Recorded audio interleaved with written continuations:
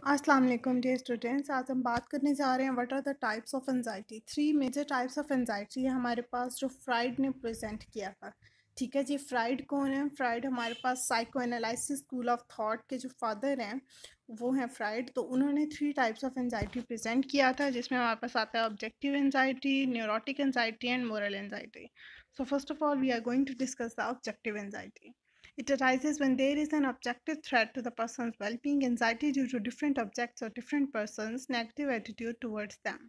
Objective anxiety कब होती है? जब किसी इंसान को कोई ऑब्जेक्टिव थ्रेट होता है, कोई ख़तरा होता है, ठीक है, उसको ये ख़तरा होता है डिफरेंट ऑब्जेक्ट से या डिफरेंट पर्सन से कि वो जो लोग हैं या वो जो ऑब्जेक्ट्स हैं वो मुझे किसी तरह का नुकसान पहुंचा सकते हैं। ठीक है, उसको लेकर उसका नेगेटिव एटीट्यूड होता है उन सबको लेकर कि ये जो है मेरे लिए, मतलब कि ये मुझे नुकसान पहुंचाएंगे, ये मेरे लिए अच्छे नहीं है। ठीक है, मुझे इनसे दूर रहना चाहिए। तो वो जो लोग होते हैं, वो जो पर्सन्स होते हैं जिनको लेकर उसके माइंड में नेगेटिव एटीट्यूड होता है, जब वो उन लोगों को, उन ऑब्जेक्ट्स को देखता है तो उसको एंजाइटी स्टार्ट हो जाती है। इसमें हमारे पास physical world, physical environment, different objects and events involve होते हैं। किस तरह के? जब भी वो इंसान या जब भी वो ऑब्जेक्ट उसके इन्वायरमेंट में, उसकी सराउंडिंग्स में, उस बंदे के इर्द गिर्द प्रेजेंट होते हैं, ठीक है, तो उनको देख कर उसको एनजाइटी स्टार्ट हो जाती है। और ये वाली जो एनजाइटी होती है, फिर इसको हम क्या कहते हैं कि ये ऑब्जेक्टिव एनजाइटी है, मतलब ऑब्जेक्ट्स को लेकर है या पर्सनस को लेकर है। That's why it called as objective anxiety. Example being physically attacked by another person और एन एनिमल कॉजेज इट। ठीक है, हो सकता है कि जिस इंसान से या जिस चीज़ से उसको एनजाइटी हो रही है, कभी ना कभी उस इंसान ने या उस चीज़ ने उस पर अटैक किया हो। फॉर एग्जाम्पल किसी को लिजर्ड से एनजाइटी है, ठीक है, हो सकता है बचपन में कभी लिजर्ड ने उस पर अटैक किया हो। ठीक है, तो वो फिर उसके बाद वो सरवाइव तो कर गया, लेकिन उसके अंदर वो खौफ बैठ गया कि लीजर्स जो हैं ये मुझे ख़तरा, मेरे लिए ख़तरा है, ये मुझे पर अटैक करेंगी, ये मुझे मार देंगी। ठीक है, तो लीजर्ड्स को लेकर उसके माइंड में एक नेगेटिव एटीट्यूड फिक्स हो गया। वो ये नहीं सोचेगा आपके बचपन में जस्ट ये हुआ था, हर लीजर्ड मुझ पर अटैक नहीं करेगी, जस्ट उसने ये किया था, लेकिन बस वो उसके माइंड में फिक्स हो गया कि लीजर्ड्स जो हैं वो मुझ पर अटैक करेंगी। दैट्स वाई उस लीजर्ड्स को लेकर उसकी एनजाइटी स्टार्ट होगी। अब जब भी वो अपनी सराउंडिंग में लीजर्ड्स को देखेगा, ऑटोमेटिकली वो एनजाइटी में चला जाएगा। ठीक है, क्योंकि उसको ये ख़तरा होगा कि ये फिर से मुझे अटैक करेगी। इसी तरह कोई पर्सनस को लेकर भी एनजाइटी हो सकती है। ये होती है ऑब्जेक्टिव एंजाइटी। तो इसको रिजॉल्व किया जा सकता है। ठीक है जी, कैसे? अगर उस ऑब्जेक्ट को या उस पर्सन को जिससे उसे एनजाइटी हो रही है, उसको उसकी सराउंडिंग से हटा दिया जाए, ख़त्म कर दिया जाए, तो खुद ब खुद उसकी एनजाइटी ख़त्म हो जाएगी। फॉर एग्जांपल लिजर्ड को लेकर उसकी हो रही है एनजाइटी, सामने उसके रूम में जो है रूफ पर लिजर्ड है, तो जब वो उसने देखा है तो वो हो रहा है, उसको एनजाइटी हो रही है, तो जब जो साथ के लोग हैं जैसे ही वो लिजर्ड को वहाँ से हटा देंगे, उसकी आंखों के सामने से ख़त्म कर देंगे, खुद ब खुद उसकी एनजाइटी जो है वो स्लोली ख़त्म होती जाएगी, मतलब वो रिलैक्स होता जाएगा। तो ये वाली जो एंजाइटी होती है ये इस तरह कंट्रोल की जा सकती है। नेक्स्ट हमारे पास आता है neurotic anxiety. It arises when the ego feels that it is going to be overwhelmed by the id. Ego क्या होता है और इड क्या होता है? इड हमारी इंटरनल डिज़ायर्स होती हैं, ठीक है जी। और ईगो क्या होता है? ईगो वो होता है जो इन डिज़ायर्स को कंट्रोल कर रहा होता है, इनको प्रॉपर वे में पूरा कर रहा होता है और हमें रियलाइज़ करा रहा होता है कि मतलब एक नॉर्मल वे में कैसे डिज़ायर्स पूरी करनी है, ज़्यादा इस तरह नहीं करना। ठीक है, इन्वायरमेंट को देख कर अपनी डिज़ायर्स पूरी करनी है, ईगो ये होता है। ठीक है, इज़्ज़त नफ्स जो हमारे अंदर आ रही होती है, तो ये जो होता है इस तरह होता है। तो इसमें जब ये एंजाइटी तब होती है जब इड की जो डिज़ायर्स होती हैं वो ईगो से कंट्रोल नहीं की जा रही होती। ईगो हर बार क्या होता है, इड की जो डिज़ायर्स होती हैं, हमारी जो इंटरनल डिज़ायर्स होती हैं, उनको वो रिप्रेस कर रहा होता है, उनको कंट्रोल कर रहा होता है। जो एक्स्ट्रा डिज़ायर्स आ रही होती हैं, जो नहीं फुलफ़िल करने वाली होती, उनको वो कंट्रोल कर रहा होता है, उनको वो बैलेंस कर रहा होता है ईगो। तो जब इस तरह की कंडीशन आती है कि हमारी जो इट डिज़ायर्स हैं वो बहुत ज़्यादा हो जाती हैं, इतनी ज़्यादा हो जाती हैं कि वो ईगो से कंट्रोल नहीं हो पा रही होती। ठीक है, ईगो जो है वो कंट्रोल नहीं कर पाता जब इड की डिज़ायर्स को, तो उस वक्त क्या होता है, न्यूरोटिक एंजाइटी होती है। इसमें क्या होता है कि इड की जो डिज़ायर्स हैं वो ज़्यादा पावरफुल हैं देन ईगो कंट्रोल। ठीक है जी। ईगो उसको कंट्रोल नहीं कर पा रहा, उसको रिप्रेस नहीं कर पा रहा। ठीक है, इस वजह से क्या हो रहा है, न्यूरोटिक एंजाइटी हो रही है। It comes in the form of anxiety because ego try to repress the id desires, but id desires are more powerful, it will be unable to control for ego. ठीक है जी। Ego के लिए जब unable हो जाता है उसको control करना, और इट की डिज़ायर्स ज़्यादा पावरफुल होती हैं और वो बाहर निकलना चाह रही होती हैं और वो निकलने की कोशिश कर रही होती हैं, तो फिर वो किस फॉर्म में निकलती हैं, वो इरेशनल थॉट्स की फॉर्म में, फैंटेसी की फॉर्म में, एबनॉर्मल बिहेवियर्स की फॉर्म में वो डिज़ायर्स जो है अपने आप को बाहर निकाल रही होती हैं। ठीक है, वो रिप्रेस तो नहीं हुई क्योंकि ईगो कर नहीं सका उनको रिप्रेस, इस वजह से उन्होंने अब बाहर तो आना है, तो वो फुलफिल तो नहीं हो रही हैं। इस वजह से वो बाहर किस तरह आएंगी, इरेशनल थॉट्स, मतलब अजीब अजीब गलत गलत उनकी सोचें आएंगी उन्हें। ठीक है जी। फैंटेसी, वो किसी और ही दुनिया में खो जाएंगे और एबनॉर्मल बिहेवियर शो करेंगे, मतलब खामखा बात बात पे गुस्सा करना, और सिचुएशन और है और उनकी बिहेवियर्स और हैं।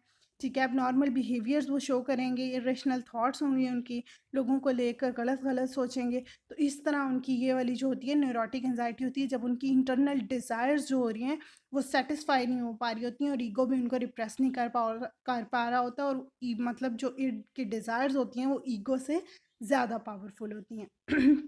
इट जो होता है वो ट्राई कर रहा होता है उन डिज़ायर्स को फुलफ़िल करने के लिए इन फॉर्म्स में। ठीक है जी, इरेशनल थॉट्स में, एबनॉर्मल बिहेवियर्स में, फैंटेसी में। This is known as neurotic anxiety. ये वाली अब जो एंजाइटी है ये कंट्रोल नहीं की जा सकती। जैसे पिछले हमने देखी कि जो ऑब्जेक्टिव थी वो ऑब्जेक्ट्स को वहाँ से रिमूव करके कंट्रोल की जा सकती थी, लेकिन न्यूरोटिक एंजाइटी जो है वो कंट्रोल नहीं की जा सकती। ये रिड्यूस की जा सकती है, कम की जा सकती है। कैसे? ईगो डिफेंस मैकेनिज्म से। ठीक है जी। ईगो डिफेंस मैकेनिज्म्स हमें वो भी फ्राइड ने दिए हुए हैं, तो वो हर इंसान यूज़ कर रहा होता है। ठीक है जी, उस लिहाज से वो अपनी एनजाइटी को, इस न्यूरोटिक एनजाइटी को थोड़ा मतलब वो रिड्यूस कर रहा होता है, मिनिमाइज कर रहा होता है, खुद ब खुद वो नॉर्मल हो रहा होता है कि मतलब नहीं ठीक है, बस ठीक है, तो मतलब खुद ब खुद वो नॉर्मल हो रहा होता है। लेकिन ये वाली जो एनजाइटी है ये कंट्रोल नहीं की जा सकती, ये बिल्कुल ख़त्म नहीं की जा सकती। ठीक है जी, रिड्यूस की जा सकती है। और इन different panic attacks, hysteria, the attacks come due to unable control of ego over the id. इसमें हमारे पास एग्जांपल आ जाती है कि ये कैसे ये वाली एंजाइटी कॉज हो रही होती है। जिस तरह हिस्टेरिया हमारे पास एक बहुत कॉमन ये साइकोलॉजिकल डिसऑर्डर है। ठीक है, तो इसमें क्या हो रहा होता है, इसमें भी यही हो रहा होता है कि ईगो से इड के डिज़ायर्स कंट्रोल नहीं हो रही होती। इट जो जो डिमांड कर रही होती है, ईगो उसको रिप्रेस भी नहीं कर पा रहा होता और उसको सेटिस्फाई भी नहीं कर पा रहा होता। ठीक है, तो उस दौरान वो जो डिज़ायर्स होती है वो खुद ब खुद अपने आप को बाहर निकालती हैं एबनॉर्मल बिहेवियर की फॉर्म में। ठीक है जी, इरेशनल थॉट्स की फॉर्म में, एबनॉर्मल बिहेवियर की फॉर्म में। तो हिस्टेरिया में एबनॉर्मल बिहेवियर हो रहा होता है। ठीक है जी, तो ये भी हमारे पास किस वजह से होता है, न्यूरोटिक एंजाइटी की वजह से। सारे ही जो कहते हैं, फ्राइड ने कहा था कि सारे जो डिसऑर्डर्स हैं फिजिकल सिम्टम्स वाले वो इसी वजह से हो रहे थे। मतलब जिन भी डिसऑर्डर्स में फिजिकल सिम्टम्स शो हो रहे होते हैं, मतलब फॉर एग्जांपल ये हाथ पैर जो होते हैं ये मुड़ जाते हैं, इस तरह करके जो कंडीशंस हो रही होती हैं, इस तरह के जो अटैक्स हो रहे होते हैं, तो इस तरह की जो भी कंडीशंस होती हैं उसमें यही रीज़न होता है कि इड की जो डिज़ायर्स हैं वो ईगो से कंट्रोल नहीं कर पा रही होती। ठीक है जी। और जब ये फ्राइड का था, मतलब उसका जब वो था फ्राइड का टाइम, उस दौरान हिस्टेरिया के ज़्यादा पेशेंट्स हैं, मतलब बहुत ज़्यादा रेशो थी, तो इस वजह से फ्राइड ने मतलब ज़्यादातर रिसर्च इसी पे की है, हिस्टेरिया पे। लास्ट वन हमारे पास आता है मोरल एंजाइटी। मोरल एंजाइटी में क्या होता है, सुपर ईगो इन्वॉल्व होती है। Super ego focuses on moral values, internalised values and limits. Super ego किस चीज़ पे फोकस करती है, मोरल वैल्यूज़ पे, इंटरनलाइज्ड वैल्यूज़ में। हमारी जो इंटरनल वैल्यूज़ होती हैं, जो मतलब कह लें हमारा जो नफ्स होता है, ज़मीर होता है, सॉरी, जो हमारा ज़मीर होता है, मोरल एंजाइटी में वो आ जाता है, सुपर ईगो में वो आता है। ठीक है जी। तो सुपर ईगो इन चीज़ों पर फोकस कर रही होती है। तो मोरल एंजाइटी कब हो रही होती है, जब हम खुद हमारे जो ज़मीर है उसकी मतलब बातों को नहीं मान रहे होते हैं, हम ज़मीर के ख़िलाफ़ कोई काम कर रहे होते हैं, तो उस वक्त जो एंजाइटी कॉज होती है वो मोरल एंजाइटी होती है। फॉर एग्ज़ाम्पल कोई कंडीशन है और हम झूठ बोल रहे हैं, हमने झूठ बोला है जानबूझ के, और हमारा ज़मीर हमें बार बार कह रहा था कि झूठ नहीं बोलना, झूठ नहीं बोलना, इसके ये नहीं बोलना, इसके बगैर भी सब ठीक है, तो कुछ नहीं होता अगर थोड़ा नुकसान होता है, लेकिन झूठ नहीं बोलना, वो हमें कही जा रहा है, कही जा रहा है। लेकिन फिर भी जब कंडीशन आई और हमने झूठ बोल दिया, ठीक है।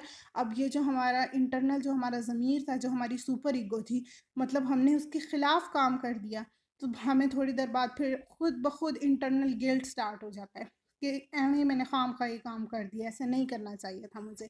ठीक है, मैंने ये गलत काम कर दिया, मैंने अपनी सुपर ईगो के ख़िलाफ़ काम कर दिया, तो खुद ब खुद हमें शेम फ़ील होने लग जाती है, गिल्ट फ़ील होने लग जाता है, रिग्रेट होता है कि काश मैं ऐसा ना करता, क्या हो जाता, मतलब हमारा वो सारा दिन बस उसी सोच में गुजर जाता है। तो वो जो गुस्सा आ रहा होता है अपने ऊपर, खुद से शेम फील हो रही होती है, गिल्ट हो रहा होता है कि कोई हमने इस तरह गलत काम किया है, जो हमारा ज़मीर जिसको लेकर सेटिस्फाई नहीं था, हमारी सुपर ईगो वो नहीं चाह रही थी कि हम वो करें, ठीक है, और हमने वो किया।